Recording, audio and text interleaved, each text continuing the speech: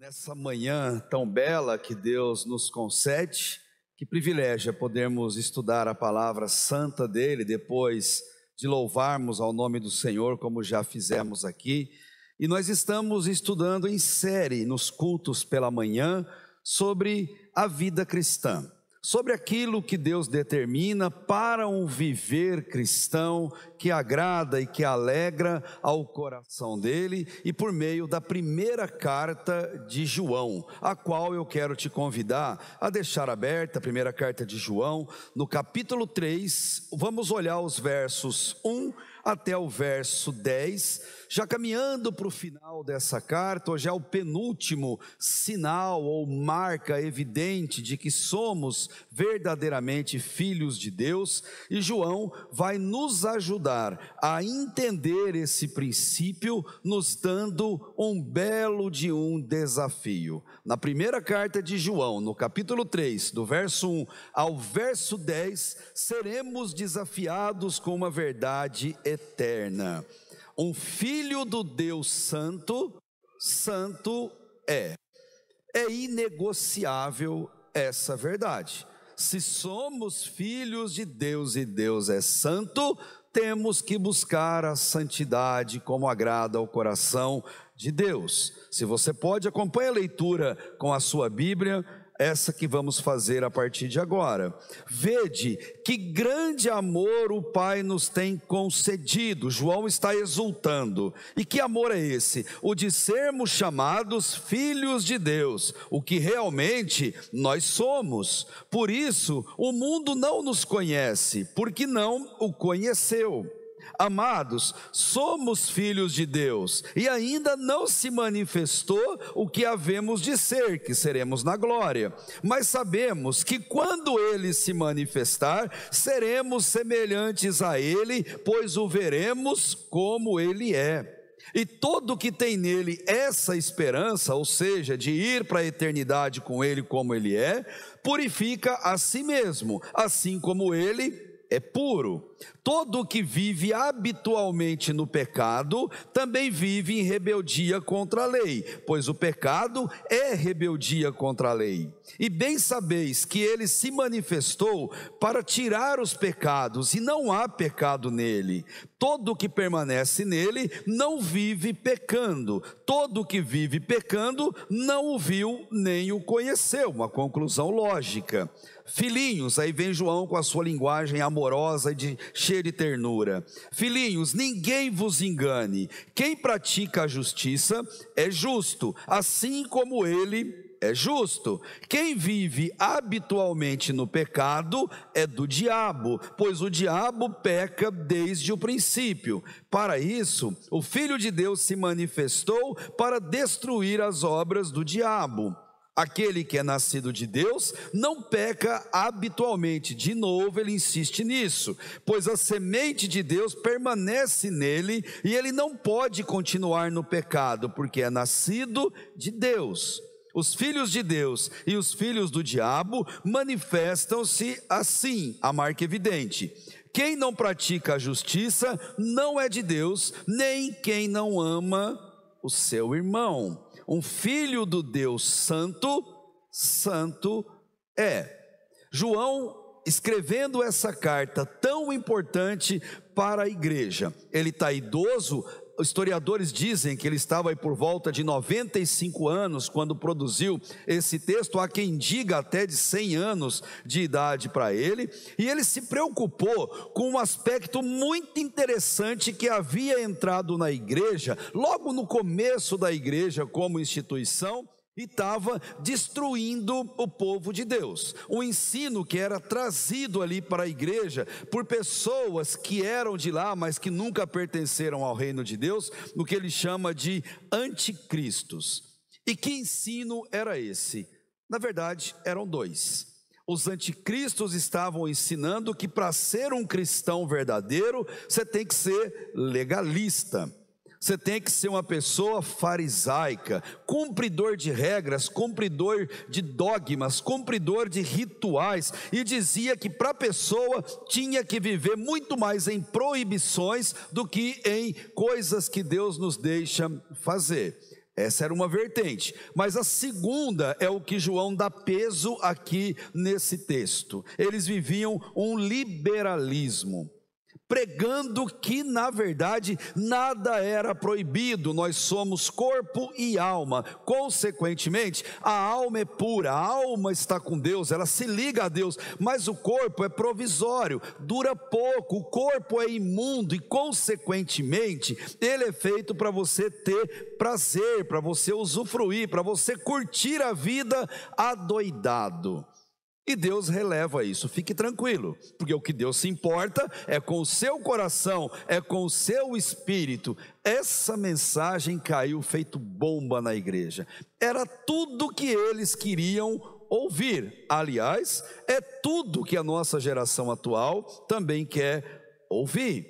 É impossível algo santo e nobre viver em um corpo imundo, um corpo impuro. E aí eles vinham com a seguinte conclusão: Jesus não pode ser Deus, porque se ele é Deus, ele não habitaria em um corpo humano, e um corpo humano é um corpo limitado, pecador e que vive para o prazer. Então eles negam que Jesus é Deus ou que Jesus tivesse encarnado na humanidade.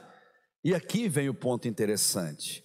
Para negar que Jesus era Deus, eles fundamentavam com outra coisa que o povo ama de paixão: misticismo, práticas ocultistas, práticas satânicas que fazem as pessoas delirarem a respeito daquilo.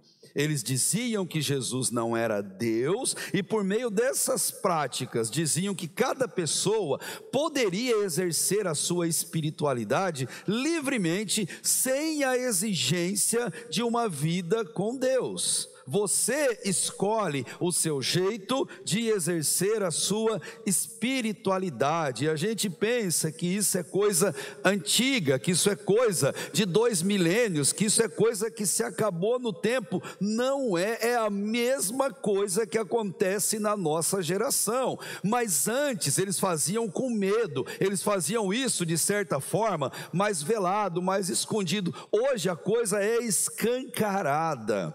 Eu, você, nossos filhos, somos bombardeados com bruxaria, com feitiçaria, com magos que invocam demônios, que fazem conjurações a livros satânicos, mostrado como heróis, ideologia de gênero, mostrando como a salvação da humanidade, tudo divulgado pela sétima arte, pelo cinema, em que bilhões de pessoas ao redor do mundo assistem extasiados com os efeitos gráficos e no final do filme dizem: uau, que coisa linda, maravilhosa, tem que bater todos os recordes que tem. E não questionam o que vem por trás disso: existência de mundos paralelos, regressão espiritual, invocação de mortos, possessão de corpos, invocação e luta com demônios, conjuração de livros que tem essa ótica de feitiçaria, e fazendo tudo isso como normal, bonito, legal, como se Deus não existisse. Aliás, a palavra Deus sequer é mencionada, sequer se fala em Deus e mostra esses mundos paralelos como uma verdadeira loucura, um verdadeiro caos, um verdadeiro multiverso da loucura, como eles preferem chamar. Qual é a proposta deles? Fazer com que a gente ache que é normal ser anormal, que é normal viver tudo isso e achar tudo isso lindo e maravilhoso. Mas vem João e escreve essa carta tão antiga e tão moderna ao mesmo tempo, para dizer o que Jesus é, para dizer o que a palavra de Deus é, e para mostrar que com relação a Deus, um ditado popular é verdadeiro: filho de peixe, peixinho é.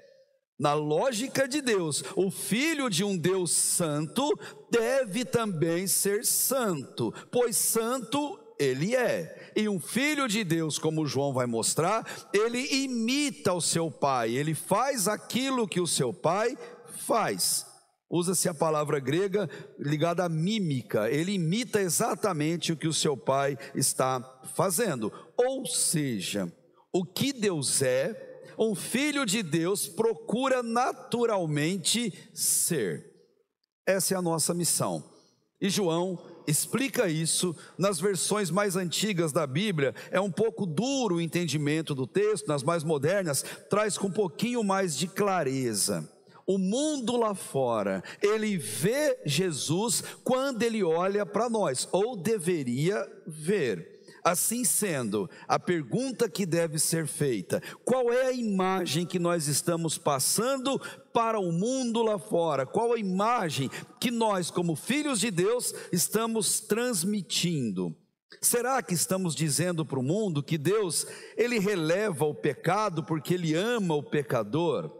Será que estamos dizendo, olha, não existe inferno, podemos fazer o que nós quisermos fazer, desde que o nosso coração seja bom, desde que a gente faça boas obras, a gente olhe pelo pobre, o necessitado, e se a gente tiver esse coração, a gente pode fazer o que quiser. Será que estamos dizendo para as pessoas que eles não precisam de igreja, ou aqueles que ainda têm uma crença em Deus, que todos os caminhos levam ao Pai? Qual é a imagem que nós estamos passando? João e a Bíblia, e a palavra de Deus, ele vai mostrar algo muito, muito claro.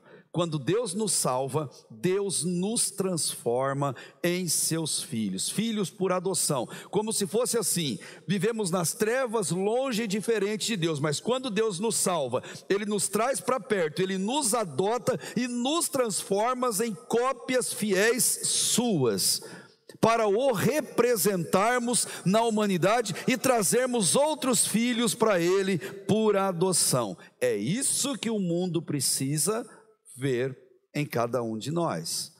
Quando Paulo escrevia aos Romanos, ele disse algo bem interessante: todos os que são guiados pelo Espírito Santo de Deus são filhos de Deus, pois vocês não receberam o Espírito que escravize, mas receberam o Espírito que os adota como filhos, pelo qual clamamos, Abba, Pai. Nós somos feitos filhos de Deus, chamados para servir ao Senhor, e João queria que isso ficasse muito claro. Então ele apresentou vários confrontos da vida cristã, já vimos alguns aqui, e hoje ele quer mostrar um teste fantástico para diagnosticar a nossa fé, para mostrar se nós somos ou não filhos de Deus. E que teste é esse? O teste da paternidade.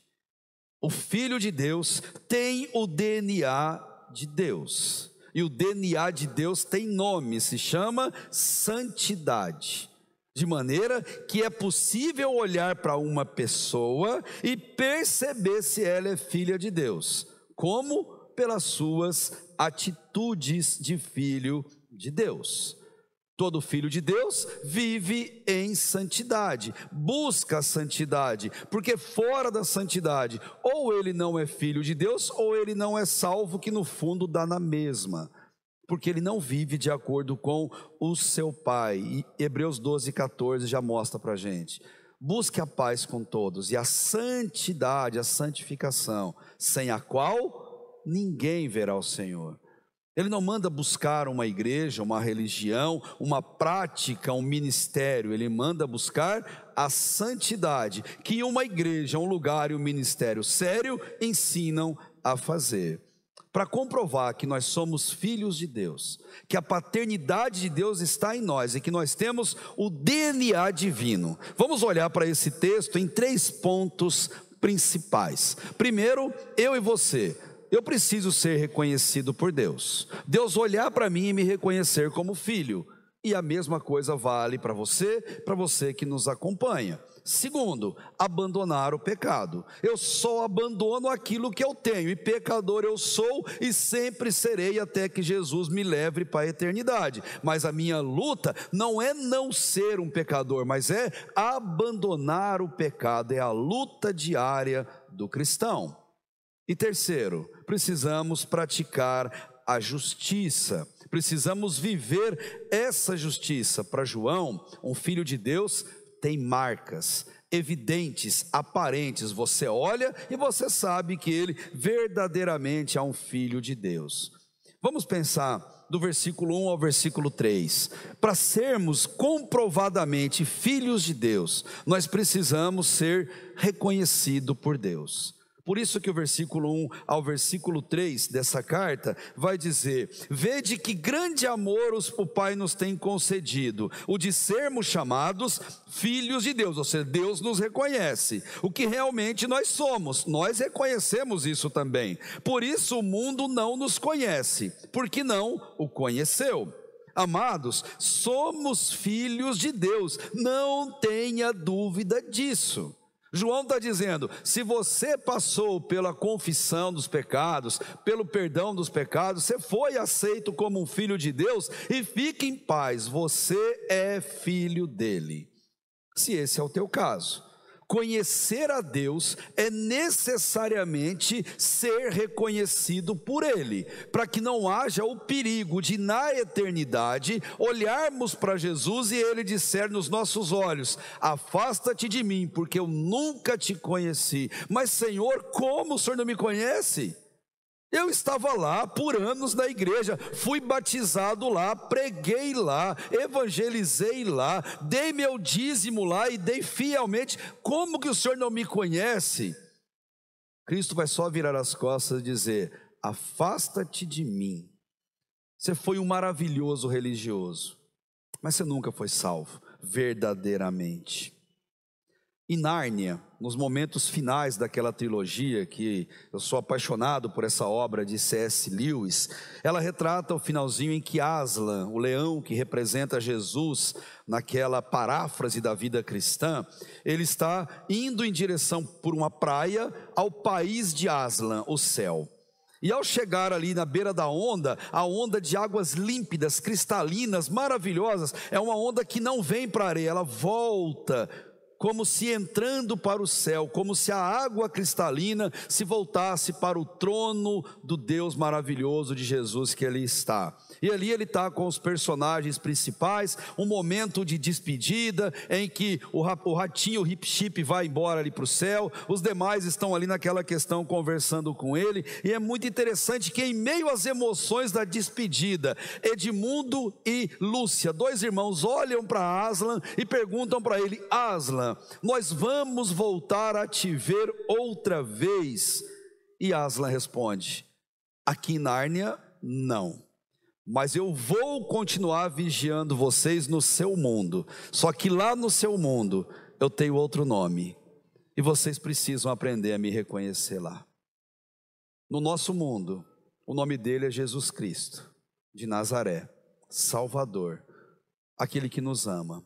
A nossa missão é reconhecê-lo aqui, para naquele dia ele nos levar para esse lugar tão lindo, maravilhoso, onde reina a eternidade.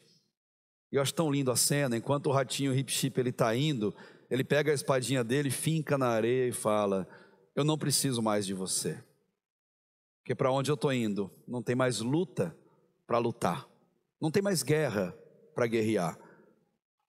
É lindo demais. Ser reconhecido é também reconhecê-lo como se fosse no espelho, você olhar no espelho e você reconhecer que Deus está ali. Você e Deus, eu e Deus, temos que ser tão parecidos ao ponto de nos misturarmos, a sermos uma coisa única. Ser filho de Deus é algo que deve nos apaixonar, é algo que deve nos alegrar. Por isso que João, quando ele fala aqui no versículo 1, ele fala: vede que grande amor. Não dá para expressar a emoção que ele quer passar, no grego fica mais fácil você entender.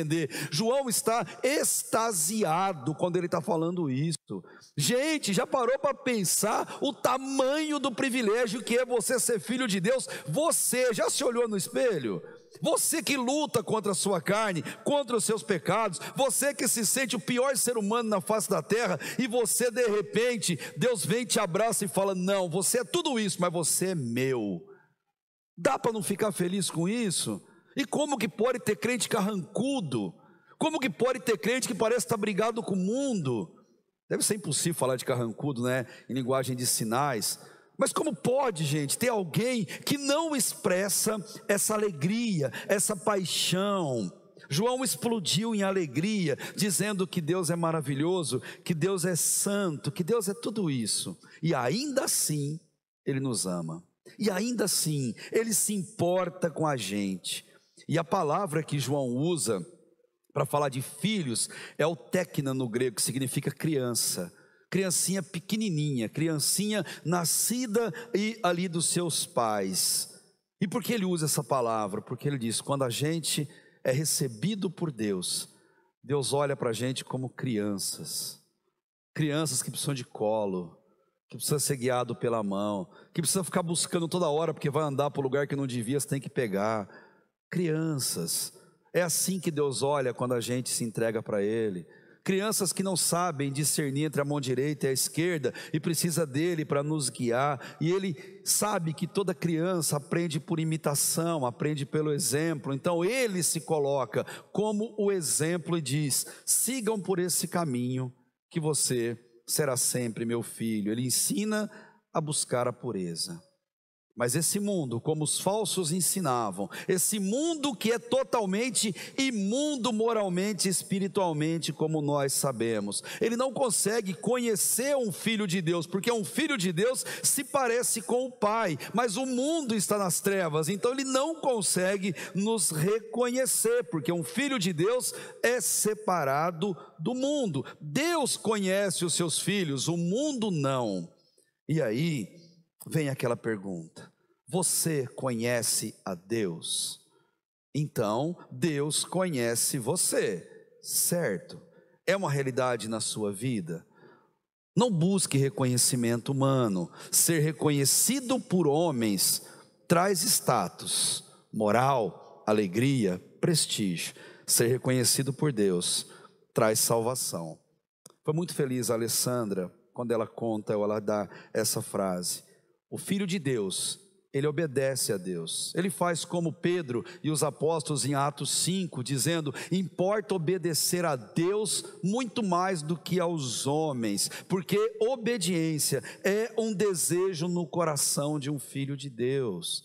Existe uma canção de Davi Sasser, que é muito interessante, cantamos ela aqui na igreja. Eu não preciso ser reconhecido por ninguém. A minha glória é fazer com que conheçam a Ti e que diminua eu para que Tu cresças, Senhor, mais e mais. Isso tem que ser nosso desejo. Nossa frase de cabeceira, frase de tela de computador, deve ser aquilo que nos move. Tem um outro grupo musical que faz uma espécie de um complemento dessa frase, dizendo assim, o Senhor conhece os que são seus, ouve a voz sincera de um adorador, me separou, me marcou no seu altar para servir. O Senhor conhece os que são seus. O Senhor te conhece? Ele te conhece pelo seu nome? Ele já registrou o seu nome no livro da vida do Cordeiro? Você que está pelo YouTube, o Senhor te conhece? Então você conhece a Deus. John Stott, explicando esse texto, quando ele pregou e escreveu sobre isso, ele diz que nós não somos filhos pela nossa natureza de filho, mas pela graça de Deus. É a graça de Deus que nos alcançou. E ele diz assim, e nós somos mesmo filhos de Deus, seja o que for que os homens digam ou pensem, ou mesmo a nossa consciência, os filhos de Deus e o mundo são tão diferentes entre si, que de fato o mundo não nos conhece. O Filho de Deus e o mundo são tão diferentes que o mundo não os conhece. É assim com você? Ou você se mistura tão bem no mundo como um camaleão, que ninguém consegue perceber quem é seu pai, que ninguém consegue perceber que você é filho de Deus?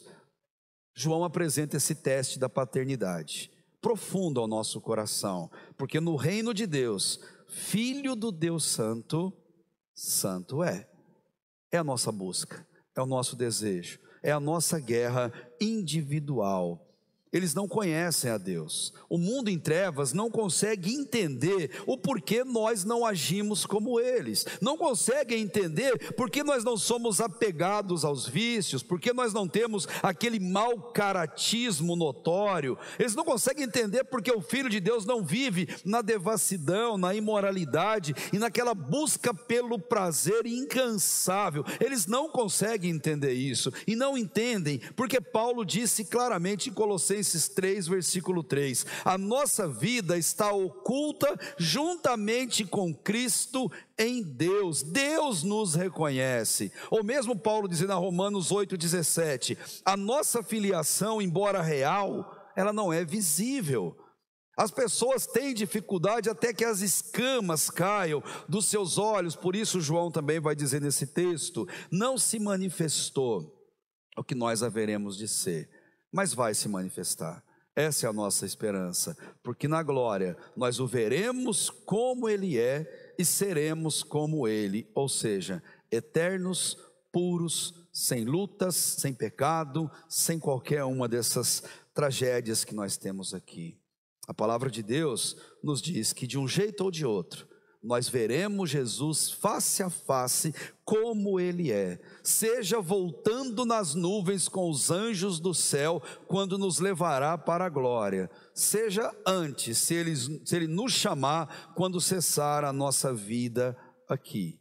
Um dia nós veremos Jesus com os nossos próprios olhos. Essa é a palavra que Deus coloca ao nosso coração. Ele vai nos receber pessoalmente, com os braços abertos, e ali no céu nós seremos como Ele é, eternos, puros e principalmente ali nós estaremos em casa. Enfim, nós estaremos no lar. Tia Fanny, como era conhecida a Fanny Jane Crosby, autora da grande maioria dos hinos aí do nosso cantor cristão, como ela ficou cega desde bebezinha por um erro médico, todo mundo perguntava para ela como que ela era tão abençoada sendo cega. Ela se casou e o bebezinho dela faleceu, e como que ela podia ser feliz sendo uma pessoa enlutada pela perda do filho? As pessoas sempre perguntavam para ela e falavam, como você pode ser feliz sendo cega e por um erro médico? E a Fanny, ela sempre dizia uma frase. Ela dizia, a perda da visão não foi perda nenhuma para mim, nenhuma, pois o primeiro rosto que eu verei na vida será o de Jesus na glória. Isso é fé, isso é ter o DNA de Deus, isso é ser filho de Deus verdadeiramente. É o que um filho de Deus busca, é o que um filho de Deus procura fazer com afinco no seu dia a dia, para que o nome de Deus seja sempre reconhecido onde Ele está. Segundo ponto, só travando aí o controle, se você puder ver para mim o que está pegando, voltou. Obrigado, meu irmão. Versículo 4 ao versículo 6, para comprovar que nós somos filhos de Deus, nós precisamos abandonar o pecado. É inegociável. Para ser um filho de Deus, João deseja que passemos pela prova moral chamada busca de retidão. Veja lá, do versículo 4 até o versículo 6 na sua Bíblia. Todo que vive habitualmente no pecado, tem versões antigas que diz não peca, mas aqui a versão mais correta, também vive em rebeldia contra a lei, o transgressor da lei. Versículo 5, e bem sabeis que ele, Jesus, se manifestou para tirar os pecados, e não há pecado nele. Todo que permanece nele não vive pecando, todo que vive pecando não o viu nem o conhece. Não pecar é a nossa regra, a nossa guerra individual, porque para sermos filhos de Deus é indispensável a necessidade de um viver santo, de um viver diferente, de uma vida que agrada a Deus. E João diz, Jesus veio ao mundo, e se eu sou filho dele, ele veio para tirar os pecados do mundo. Então, se eu continuar em pecado, eu não estou sobre a égide do meu pai, que é Deus, mas eu estou servindo ao diabo, que é o pai do pecado, ao diabo que peca desde sempre, porque pecar é a sua natureza.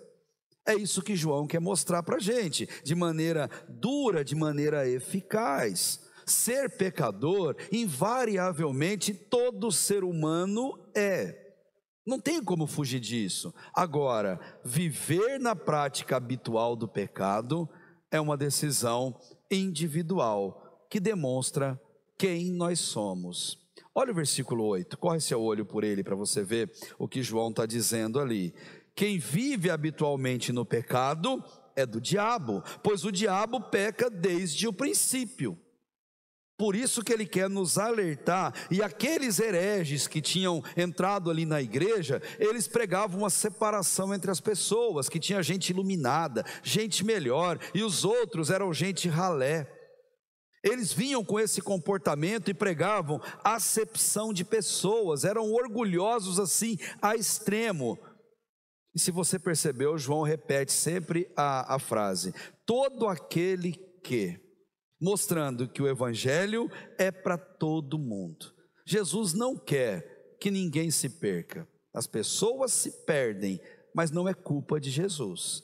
Ele não quer que ninguém se perca e faz de tudo para que você não vá para o inferno. Ele faz de tudo, ele até veio a morrer numa cruz sangrenta por você. Porque ele faz de tudo para que a gente viva de acordo com a vontade dele. A marca de que somos salvos e que somos filhos de Deus é um desejo, uma luta, uma intenção constante de abandono do pecado. João usa o termo aqui anomia, que é viver sem lei, sem regra, ou pior, vivendo de acordo com as suas próprias regras. Era o que o povo estava fazendo. Aliás, a grande marca da volta de Jesus, que está lá em Mateus 24, ele fala que as pessoas viverão sem lei, e por se multiplicar a anomia, a iniquidade, o amor de quase todos vai se esfriar. Eles vão entender que pecado não é tão sério assim, que pecado é uma coisa que dá para se relevar. O hamartia no grego, errar o alvo, não é tão problemático assim. Dão nomes bonitinhos para o pecado, por exemplo, isso é fraqueza, eu sou fraco. Por isso que eu peco, Deus entende, poxa, afinal de contas foi Ele que me fez. Eu faço isso porque meu pavio é curto, eu nasci assim, eu cresci assim, eu vou morrer assim, uma bela de uma Gabriela, porque na verdade o meu pavio é curto. Isso é o meu temperamento, que aprendam a aceitar o meu temperamento, essa é minha natureza caída. Aí vem João e fala, para de desculpa, pecado é injustiça, pecado é abandonar o que é certo. E se para Deus pecado é pecado, para um filho de Deus, pecado é pecado e ponto final. Não tem vírgula, não tem reticências, não tem interpretação, não tem meio termo. Ou o pecado é pecado e eu o abandono, ou eu não sou um filho de Deus. Pecado não se mede pelo tamanho, pecado se mede pela consequência eterna, espiritual, que ele provoca na nossa vida. Eu não posso pecar, não posso viver no pecado por uma razão muito simples. Cada pecado meu e seu entristece o Espírito Santo de Deus. Ele fica triste com aquele comportamento, porque ele não espera que os filhos dele sejam assim. Então, para os filhos de Deus, ele manda um recado: se a carne é fraca, Deus é forte. A tentação é forte, Deus é muito maior do que ela, e sempre provê uma porta por onde nós escaparmos dela. Se somos frágeis e necessitados, fique tranquilo, seu Deus é santo, puro e soberano. No reino de Deus, ou no reino, um filho do Deus santo tem que ser santo como ele. É inegociável, indiscutível, e João quer nos ensinar algo fenomenal. Pecado não se esconde, pecado se abandona. É interessante que as pessoas preferem varrer coisas para debaixo do tapete, quando Deus fala, pecado se varre para os pés da cruz. Pecado não se esconde embaixo de tapete, se põe debaixo da cruz, porque o sangue de Jesus os lava definitivamente na nossa vida. Pecado não se cativa como pecado de estimação, e não se guarda para depois usar, reativar, que pode ser útil no futuro. Pecado não se guarda, se abandona definitivamente. Já percebeu o quanto o ser humano tem facilidade por abandonar coisas inservíveis, especialmente no quintal dos outros ou na rua, em via pública. Como temos facilidade em abandonar igreja quando não gostamos disso ou daquilo. Como conseguimos abandonar com muita facilidade o emprego quando o chefe é muito severo ou quando não se paga muito bem. Como temos facilidade de abandonar pessoas. Às vezes nossa família, que dizíamos amar tanto até ontem e abandonamos com tanta facilidade. Como tem gente que abandona animais com tanta tranquilidade quando o animal se torna um fardo na sua vida. Cachorro que o diga, que mais sofre com isso. Mas é incrível como o mesmo ser humano tem uma dificuldade absurda de abandonar a única coisa que deveria ser abandonada: o pecado. Em Jesus não existe pecado, é o que o versículo 5 está dizendo. Jesus não peca, não tem pecado, e esse é o padrão que nós devemos buscar. Ele é santo, sim, nós somos pecadores, mas temos que buscar nele esse padrão, como filhos, como crianças que olham para o Pai o tempo inteiro, buscando um comportamento mais adequado. E não é não pecar, porque senão a Bíblia seria contraditória. O capítulo 1 de João diz que todo mundo peca, e dizer que não peca é fazer-se mentiroso, dizer que Deus está mentindo. Não, nós somos pecadores, isso é fácil, é fato. O que ele está dizendo é: não se amolde a esse mundo, não se amolde a esse padrão, não fique cauterizado.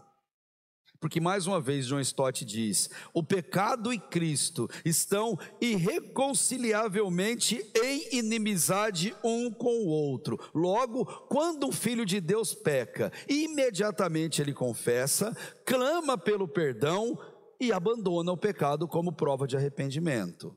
Porque pecado confessado é pecado perdoado, e pecado perdoado é pecado abandonado.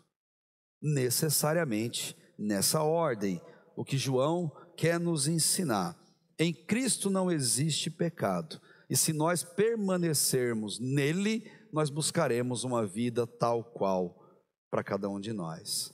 No reino, Filho do Deus Santo, santo é, e ele luta para abandonar o pecado. E enfim, versículo 7 ao versículo 9, para comprovar a nossa filiação, nosso teste de paternidade, nosso DNA de Deus, nós precisamos praticar a justiça. É o que ele vai dizer: filhinhos. Ele já começa esse argumento com a palavra muito terna, muito amorosa, devido à profundidade do que ele vai ensinar. Ninguém vos engane, quem pratica a justiça é justo, assim como ele é justo. Agora, quem vive habitualmente no pecado é do diabo, porque o diabo peca desde o princípio. E para isso o Filho de Deus se manifestou, para destruir as obras do diabo. Aquele que é nascido de Deus não peca habitualmente, ou ele luta contra o pecado. E ele fala, dizer, por quê? Porque a semente de Deus permanece nele, e ele não pode continuar no pecado, porque ele é nascido de Deus. Os filhos de Deus e os filhos do diabo manifestam-se assim: quem não pratica a justiça não é de Deus, nem quem não ama ao seu irmão. De maneira muito amorosa, de maneira muito paterna, João, ele vem mostrar para a gente que não podemos racionalizar ou minimizar o pecado como os falsos mestres ensinavam, como eles queriam que as pessoas fizessem na vida. Era como se eles ensinassem aquele famoso poema, aquela frase de Pablo Neruda, tão belo poeta, que diz: tudo vale a pena quando a alma não é pequena. Eles gostavam desse tipo de ensino desde aquela época. Quanto a ir para o inferno, essa frase é muito verdadeira. Mas quanto aos filhos de Deus, não, ela não se aplica. Quanto aos filhos de Deus, tudo que agrada a Deus, isso sim é o que vale a pena ser feito. Porque se não agradar a Deus não é justo, se não agradar a Deus é desobediência, se não agradar a Deus é pecado, e um filho de Deus não ama viver desse jeito. Jesus é justo, e ao nos receber como filhos, ele nos justifica. E se você percebeu o argumento aqui de João, nós não podemos viver no pecado primeiro, porque nós entristecemos o Espírito Santo. Mas aqui ele dá um argumento mais forte ainda para a gente entender. não viva no pecado, porque o pai do pecado, ou quem ama o pecado, quem vive no pecado, é o diabo. E viver no pecado é satisfazer as vontades do diabo. Enquanto o Espírito Santo de Deus, que nos remiu, que nos salvou, está triste e chorando pelos nossos atos, o diabo está aplaudindo e fazendo um carnaval quando nós pecamos. Eis uma forte razão para a gente evitar o pecado, abandonar, fugir e viver uma vida de justiça. Enquanto o diabo peca, Jesus salva. Enquanto ele destrói, Jesus constrói. Enquanto ele mata, Jesus ressuscita, revivifica. Enquanto ele está fazendo as suas obras do mal, Jesus está lutando por cada um de nós. Versículo 9 diz que um filho de Deus não vive na prática do pecado. Ele insiste nisso o tempo todo nesse texto aqui que nós fizemos a leitura. E diz o porquê: porque temos a semente divina em nós, o que não quer dizer que um filho de Deus não é um pecador, não seja um pecador. Sim, nós somos, mas o que ele está dizendo é que dentro do filho de Deus tem uma semente divina que o impede de pecar, que o impele à justiça, à santidade. Tem dentro dele uma semente que fica buzinando na orelha dele para ele não pecar, dizendo coisas do tipo assim: ó, filho, não faça isso, não, meu filhinho, você não. Filho, pare agora mesmo, não dê o próximo passo. Filho, se arrependa, larga a mão disso, isso não é para você. Ou melhor, filho, nem comece isso que está pensando, nem comece isso que você está pondo a mão. Ou, filho, por aí não. Não vai por esse caminho não. Filho, fecha essa porta, mas fecha logo, isso vai te destruir. É como se o Espírito Santo, a semente divina, ficasse falando aos nossos ouvidos, por meio de um versículo que a gente lembra na hora do pecado, por meio de uma música, por meio de um hino, de uma mensagem, de uma frase. É o Espírito Santo falando conosco, é a semente divina dentro de nós, nos impelindo a não pecar. E a pergunta é: isso acontece com você? Você ouve essas vozes da sua alma quando você está no momento de maior tentação, dificuldade ou prestes a cair no pecado? Você ouve? Se sim, diga internamente: glória a Deus, eu sou filho de Deus. O Espírito Santo me ama, Deus me ama e fala comigo porque não me quer totalmente perdido no pecado. C.S. Lewis, o autor de Nárnia, ele diz algo assim muito interessante: o cristão não é uma pessoa que jamais erra, e sim alguém capacitado a se arrepender, reerguer-se e começar de novo depois de cada queda. Nascer de Deus implica receber uma nova natureza, uma transformação interior, uma transformação profunda, radical, como nós cantamos, uma transformação tão verdadeira que ela exerce dentro do nosso interior uma pressão rumo à santidade. Isso é ser nova criatura, isso é ser corpo e família. Isso é viver a vida de acordo com a vontade de Deus. Que Deus nos ajude a termos essa busca na nossa vida. Ser filho de Deus é praticar a justiça, é amar os nossos irmãos.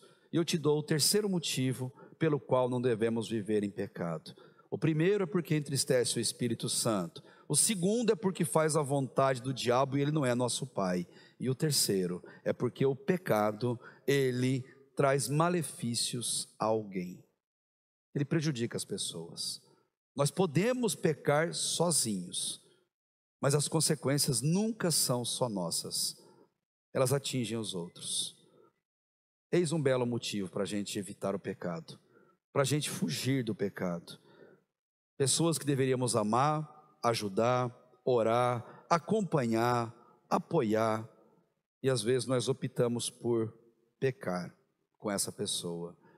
Quem é filho de Deus, quem tem o DNA de Deus, ele ama as pessoas e ele pratica a justiça.